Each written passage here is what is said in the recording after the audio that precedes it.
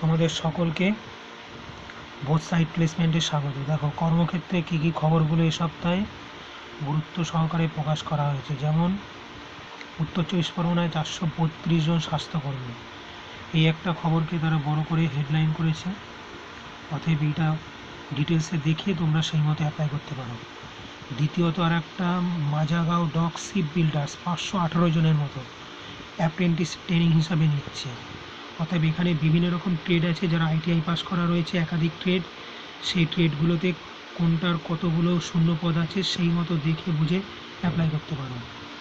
Next, Damodar valley কর্পোরেশনে 174 trainee graduate engineer GATE 2023 পরীক্ষায় যারা পাস করে আছেও তারাই শুধুমাত্র এখানে অ্যাপ্লাই করবে। দ্বিতীয়ত, IBPS এর মাধ্যমে রাষ্ট্রায়ত্ত ব্যাংকে কয়েক হাজার ক্লার্ক, এই অ্যাপ্লিকেশানটাও বড় করে হেডিং করা হয়েছে।